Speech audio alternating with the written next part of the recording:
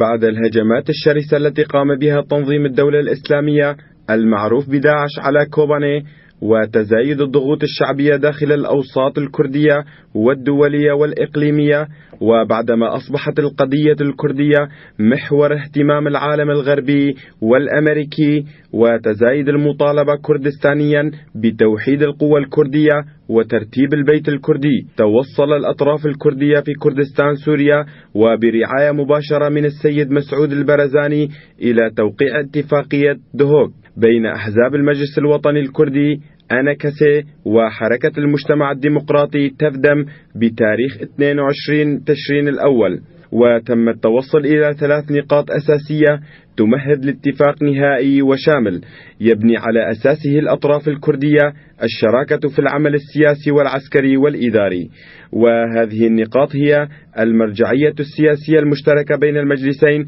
تشكيل إدارة موحدة، تشكيل لجنة تخصصية عسكرية مشتركة تمهد لبناء قوة عسكرية مشتركة. وبعد مرور أكثر من شهر على توقيع الاتفاقية، لم تتوصل أحزاب المجلس الوطني الكردي إلى اتفاق شامل حول المرجعية السياسية التي تضم 12 ممثلا لكل طرف من الأطراف الموقعة. وحسب معلومات واردة من داخل المجلس الوطني الكردي بأن المشكلة تكمن في أن الحزب الديمقراطي الكردستاني السوري بادكسي يطالب ب4 ممثلين عنه في المرجعية على أساس اعتباره 4 أحزاب قبل عملية الوحدة، في حين يقول بقية الأحزاب بأنه لا يحق له سوى الحصول على مقعد واحد أسوة ببقية الأحزاب، في حين قامت حركة المجتمع الديمقراطي بتعيين ممثليها في المرجعية. وفي تصريح لإذاعة دنجة زلال قال طاهر سفوق رئيس مجلس الوطني الكردي: سنبدأ بعملنا خلال شهرين، يجب أن تطبق اتفاقية دهوك على أرض الواقع، ونبدأ بعملنا ونستطيع أن نطبق هذه الاتفاقية في نقاطها ال3 المتعلقة بالمرجعية السياسية ونقطة الإدارة ونقطة الدفاع المشترك، وأن تقوم بتوحيد الصف الكردي لأنها في جميع أجزاء كردستان أصبحت ضرورة ملحة، ويجب أن يكون هنالك التنسيق على مستوى كل أجزاء كردستان. وفي التفاصيل هنالك بعض المشاكل، ولكن نأمل أن نتعاون لحل هذه المشاكل، فيد واحدة لا تصفق لوحدها. أما عن الخلافات داخل المجلس الوطني الكردي، وإذا كانت هنالك مشاكل فهي ليست مرتبطة باتفاقية دهوك، وهي مرتبطة بالمجلس الوطني الكردي فقط،